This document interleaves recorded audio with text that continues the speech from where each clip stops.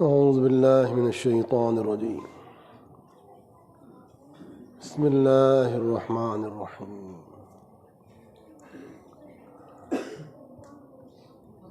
يا أيها الذين آمنوا اتقوا الله وكونوا مع الصادقين. صدق الله مولانا العظيم.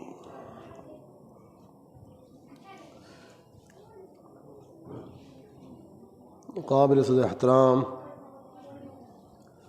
واجب الاکرام بزرگوں، معزز دوستو، ماشاء اللہ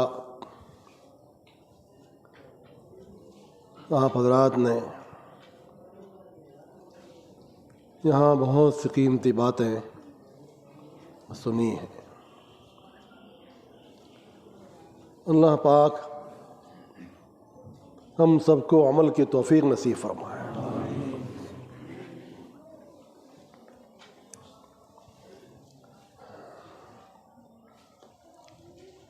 آج ہمیں جس چیز کی سب سے زیادہ ضرورت ہے وہ کیا ہے؟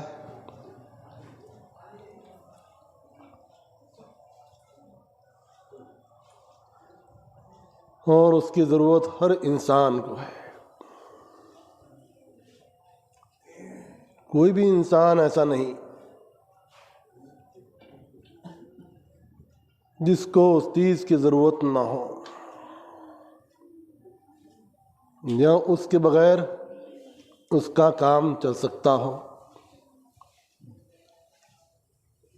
چاہے وہ دنیا کا بڑا انسان ہو یا چھوٹا، کسی جگہ کا رہنے والا ہو، کسی زبان کا بولنے والا ہو، کسی بھی خاندان اور قبیلے سے تعلق رکھنے والا ہو، ہر انسان کو اس کی سب سے زیادہ ضرورت ہے۔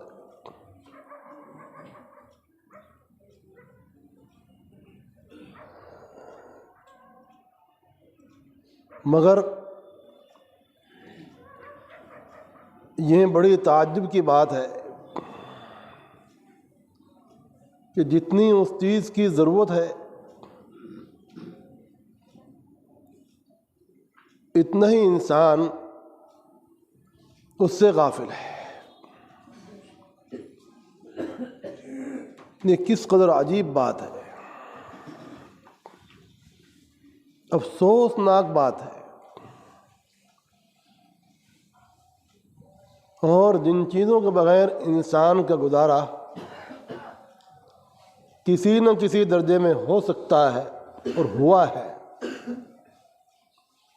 خود اس کا بھی ایک وقت تک گزارا اس کے بغیر ہوا، اور بہت سے انسانوں کے پاس وہ چیزیں نہیں ہیں، اس کے بغیر بھی وہ انسان گزارا کر رہے ہیں۔ انسان ایسی چیزوں کی طرف بہت شوق سے اور رغبت سے، بغیر کسی کے کہیں ترغیب دلائے، اپنی ضرورت سمجھ کر، اپنی مجبوری سمجھ کر، فرضی مجبوری یا حقیقی مجبوری، بہت سو کی حقیقی بھی ہے، بہت سو کی فرضی، بے تحاشا دوڑ رہا ہے، اور ایسی دوڑ لگا رہا ہے کہ اس میں ایک تقابل ہے، کون کس سے آگے نکلے۔ ماشاء اللہ چونکہ آپ سمجھدار ہیں تو آپ کے ذہن میں یہ باتیں آ بھی رہی ہوں گی کہ کہنے والا کیا کہہ رہا ہے،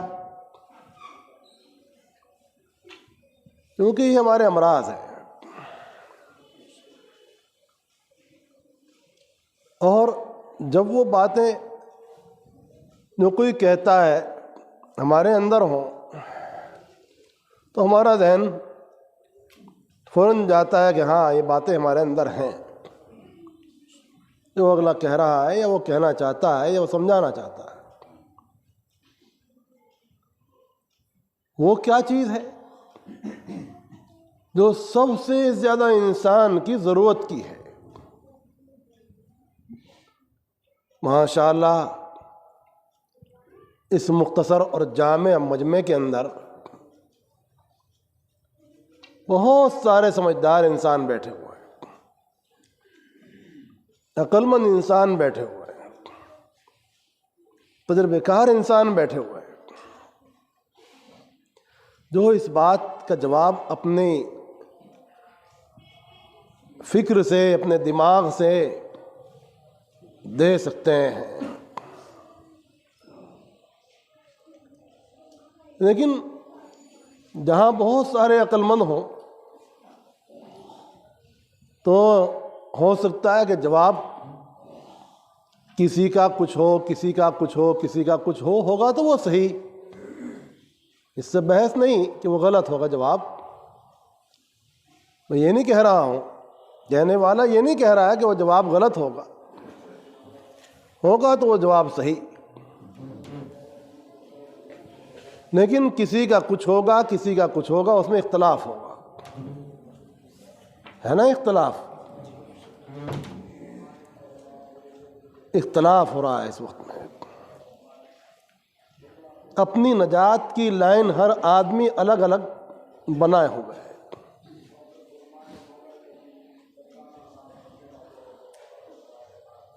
اور حقیقی لائن کو چھوڑ رہا ہے، مفادات کو سامنے رکھ رہا ہے، اپنا مفاد سامنے رکھا ہوا ہے، خدا کا فرمان سامنے نہیں رکھا ہوا ہے۔ یہ ہم سب کا ایک مجموعی مرض ہے کہ ہم اپنے مفادات میں گم ہو چکے ہیں اور اللہ کے فرمان کو نظر انداز کر چکے ہیں۔ یہ ہمارا اس وقت کا ایک بہت بڑا مرض، حالانکہ ہم جانتے ہیں کہ وہ لائن کہاں پہنچانے والی ہے، جن لائنوں پر ہم چل رہے ہیں وہ لائنیں ہمیں کہاں پہنچانے والی ہیں، کہاں پہنچا کر دم لیں گی، اور کیا انجام اس کا ہوا اور کیا ہوگا۔ بہت سے تو شاید یہ سوچتے ہوں گے کہ کرتے رہو، بعد میں توبہ کر لیں، بعد میں توبہ کر لیں گے، بعد میں توبہ کر لیں گے، ابھی جو کرنا ہے وہ کرتے رہو۔ ہو سکتا ہے کہ توبہ کا موقع نہ ملے، یا ہو سکتا ہے کہ آدمی یہی سوچتے سوچتے کہ اب کر لوں گا، کل کر لوں گا، پرسوں کر لوں گا، بغیر توبہ ہی کے مر جائے۔ تو یہ کتنی سنگین بات ہوگی۔ ایک ایمان والا کتنا بھی کمزور ایمان والا ہو، لیکن اس کا دل ایمان کی برکت سے کچھ نہ کچھ نور اپنے اندر رکھتا ہے، کچھ نہ کچھ ہدایت اپنے اندر رکھتا ہے، سمجھ رکھتا ہے، وہ دل اس کو بیدار کرتا رہتا ہے کہ تو نے جو لائن پکڑی ہوئی ہے یہ غلط ہے، یہ صحیح ہے۔ اگر غلط ہے تو غلط کہتا ہے کہ یہ تیری لائن غلط ہے،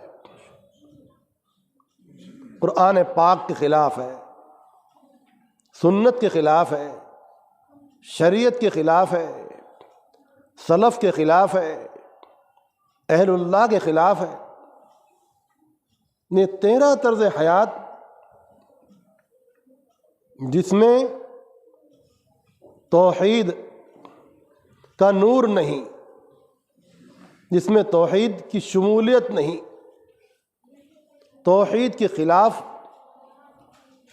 اس کی لائن ہے،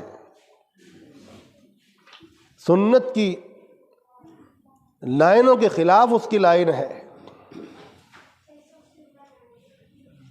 اور اخلاص کے خلاف اس کی لائن ہے۔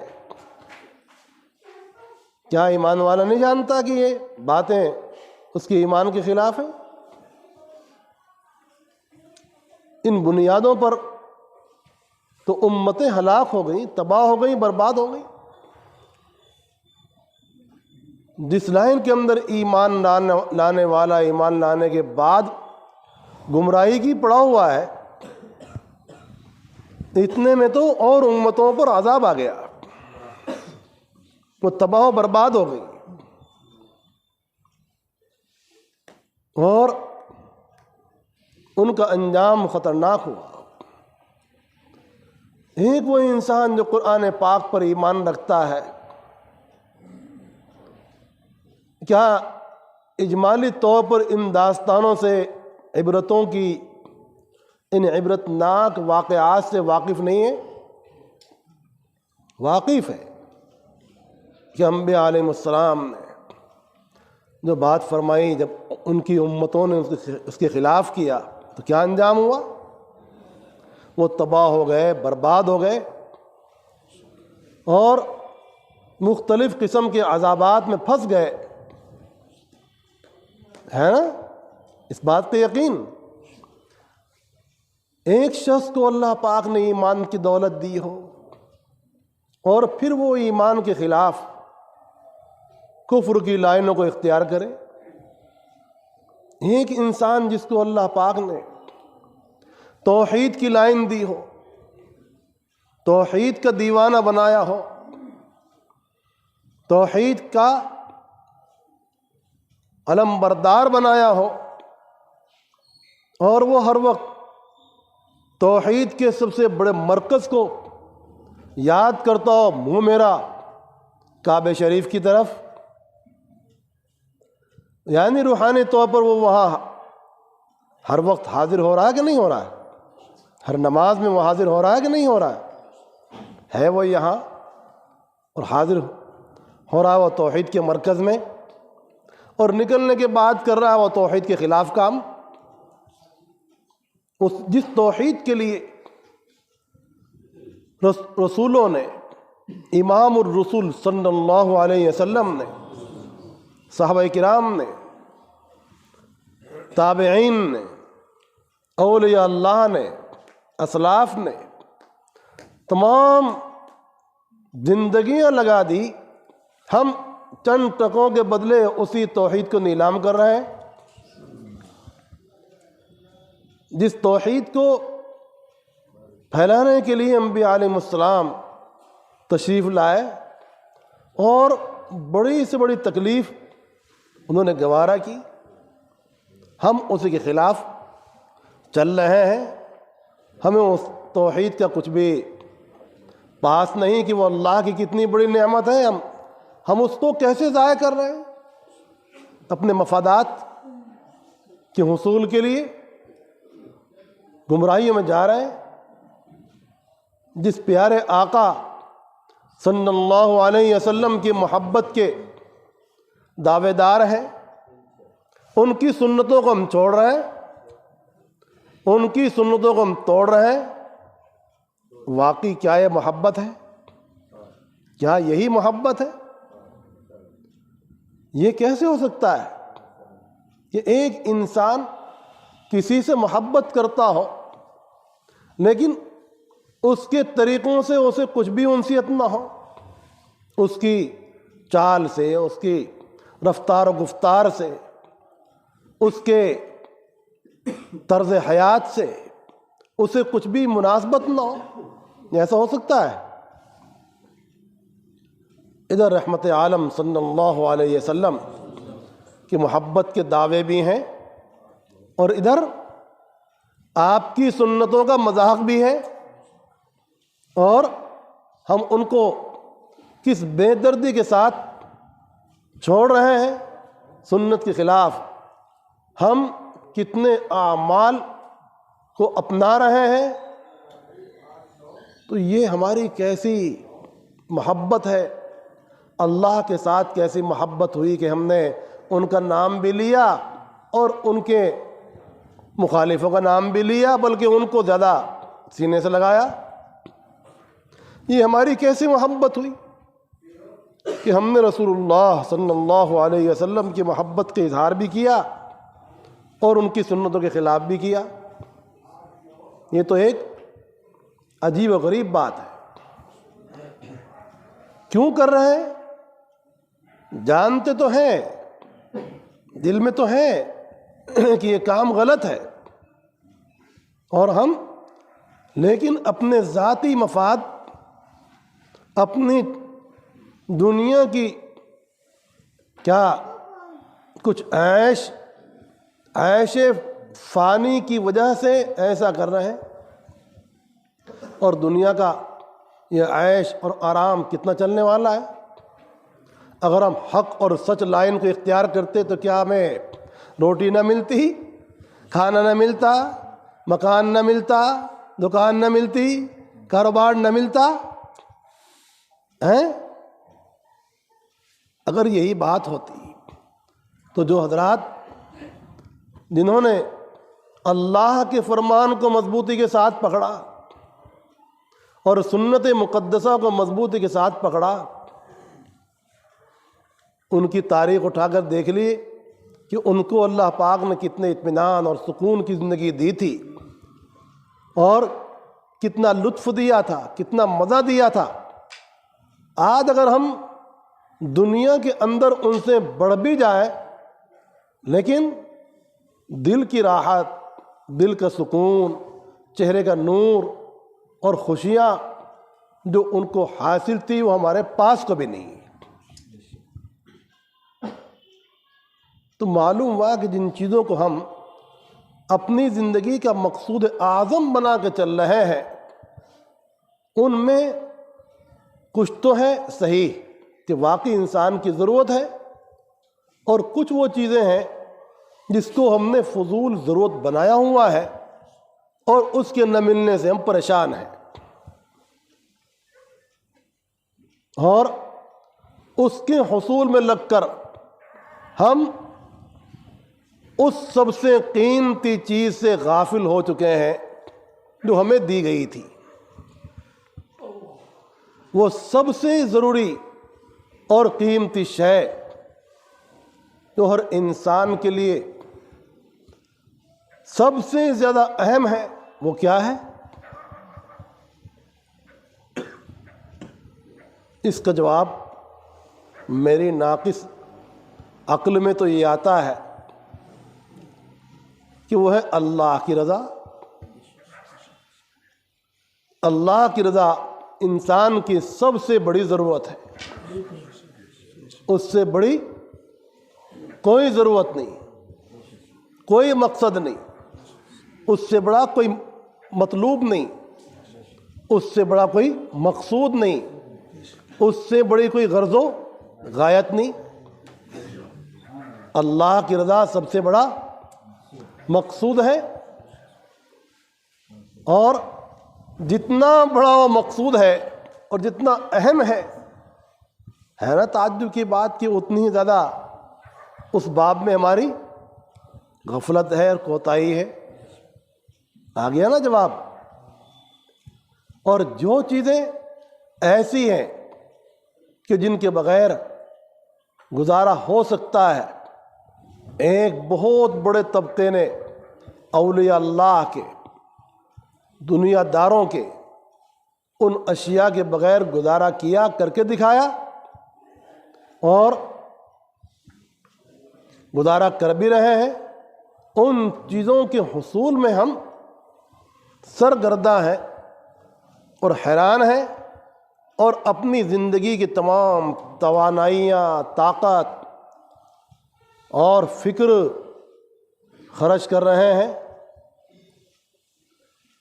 ایسی صورتحال میں انسان کو سکون کا حقیقی راستہ کہیں سے کہیں تک نہیں مل سکتا ہے جب تک کہ اس کا کوئی صحیح مقصود نہیں ہوگا، تب تک کہ اس انسان کو صحیح راستہ مل ہی نہیں سکتا ہے.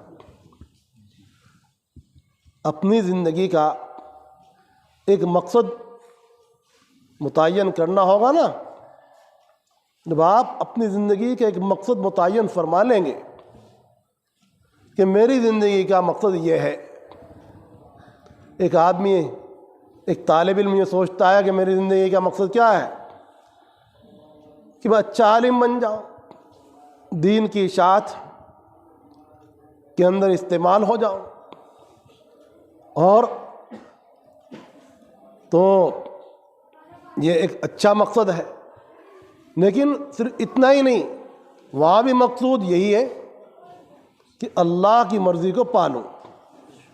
اگر اللہ کی مرضی کو پانا مقصود نہ ہوگا تو بھی انسان، تو بھی وہ طالب علم صحیح سمت پر نہیں چل سکے گا. ایک مالدار انسان یہ سوچتا ہے کہ مجھے مال و متاع اور مال و متاع ہی حاصل ہو جائے، اسے حاصل ہو رہا ہے، پھر وہ اور زیادہ کی فکر میں لگ رہا ہے، اور اس کا وہ بھی حاصل ہو جائے، پھر اور زیادتی کی فکر میں لگ رہا ہے، وہ بھی حاصل ہو گیا، پھر اور زیادہ کی فکر میں لگ رہا ہے. کیا اس کا پیٹ کبھی اس طلب سے بھر سکتا ہے؟ بھر جاتا ہے؟ وہ پھر بے چینی کے عالم میں رہتا ہے. تو معلوم ہوا کہ انسان کا اگر مقصد صحیح نہ ہو تو وہ کبھی پرسکون نہیں ہو سکتا. تو ایک ایمان والے کو اپنی زندگی کا مقصود اللہ کی مرضی کو بنانا چاہیے، اور جب وہ اس کو اپنا مقصود بنا لے گا تو اب اس کا کوئی بھی کام اس فکر سے خالی نہیں ہوگا کہ میں جو کچھ کر رہا ہوں اس میں اللہ کی مرضی بھی ہے کہ نہیں ہے. اگر اللہ کی مرضی ہے اس کے اندر اور یہ اللہ کی مرضی کے مطابق ہے تو شکر کرے گا اور راحت بھی پائے گا. اور اگر یہ بات نہ ہوگی اور فکر ہوگا تو توبہ استغفار کرے گا، اور پھر اصلی لائن کو اور اچھی لائن کو صحیح پکڑے گا. لیکن اگر اس کے دماغ میں یہ نقطہ ہے ہی نہیں اور یہ فکر ہے ہی نہیں تو پھر اس کو ایک کامیاب زندگی گزارنا بہت مشکل ہے، اور تمام عمر اس کی جو کچھ باقی ہے وہ بھی خرابی میں لگ کر ختم ہو جائے گی. جیسا کہ پہلے کا وقت اس کا غفلتوں کا شکار ہوا اور کچھ حاصل نہ وصول، اور سوائے حسرت کے، ندامت کے، اور کچھ اس کے پلے نہیں آ سکا. اللہ پاک اس سے ہم سب کی حفاظت فرمائے اور ہمیں اپنی زندگی میں اس مقصد کو سامنے رکھ کر چلنے کی توفیق عطا فرمائے کہ ہماری جو بھی لائن ہو، کاروبار کی لائن ہو یا پڑھنے پڑھانے کی لائن ہو، دینی لائن ہو یا دنیاوی لائن ہو، اگر ہم اپنا مقصود اللہ کی رضا کو بنائیں گے تبھی کامیاب ہوں گے اور ہماری زندگی کا رخ صحیح ہوگا. ورنہ سوائے پریشانیوں کے یا تکلیفوں کے اور کوئی چیز حاصل نہ ہو. آج جن حالات کے اندر ہم گرفتار ہیں، پریشانیوں کے اندر گرفتار ہیں، ہر شخص ایک پریشانی اپنے ساتھ لیے ہوئے ہے. اس کی وجہ کیا ہے؟ اس کی وجہ اگر آپ تلاش کریں گے تو بہت جلدی مل جائے گی آپ کو کہ ہم نے اللہ کو ناراض کیا ہوا ہے. اللہ کو ناراض کرنے کے بعد کوئی انسان اپنی زندگی میں راحت تلاش کرے، خیر تلاش کرے، برکت تلاش کرے، یہ ہے نا عجیب. اس سے زیادہ عجیب و غریب بات کوئی ہے کہ ایک انسان اللہ کے احکامات کو چھوڑ رہا ہو، سنتوں کو چھوڑ رہا ہو، شرک کا راستہ، کفر کا راستہ، بدعات کا راستہ، خرافات کا راستہ، جھوٹ کا راستہ، دھوکہ دہی کا راستہ وہ اپنائے ہوئے ہوں، اور پھر وہ اس خیال میں ہو کہ مجھ کو راحت مل جائے گی، آرام مل جائے گا، خوشیاں مل جائیں گی.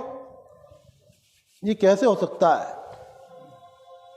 اگر انسان کو دل کی راحت، دل کی فرحت، عزت، چین، سکون، اطمینان کی زندگی چاہیے تو اس کو اس کی رعایت از حد ضروری ہوگی کہ وہ جو کچھ کر رہا ہے اس میں اللہ کی مرضی شامل حال ہے یا نہیں۔ بس اس غور و فکر کے ساتھ جو چلے گا وہ زندگی میں کامیاب ہوگا، چاہے وہ دین کی لائن ہو اور چاہے وہ دنیا کی لائن ہو، کوئی بھی لائن ہو، جب مقصود اللہ کو راضی کرنا ہوگا اس کی برکت آپ کو اسی وقت سے محسوس ہونا شروع ہو جائے گی۔ اور جب یہ مقصد سامنے نہ ہوگا کہ اللہ کی مرضی کو حاصل کرنا، بلکہ منمانی کرنا اور حلال و حرام کے فرق کے بغیر اپنا عیش اور آرام حاصل کرنا ہے، تو اس وقت انسان کا سکون تلاش کرنا، راحت تلاش کرنا، عزت تلاش کرنا، یہ ایک احمقانہ قدم ہی کہلا سکتا ہے، کوئی عقل مندانہ قدم نہیں کہلائے گا۔ اللہ پاک ہمیں اپنی مرضی پر چلنا آسان فرمائے اور اسی کو اپنی زندگی کا سب سے بڑا مقصود بنانے کی توفیق عطا فرمائے۔ استغفار پڑھیں۔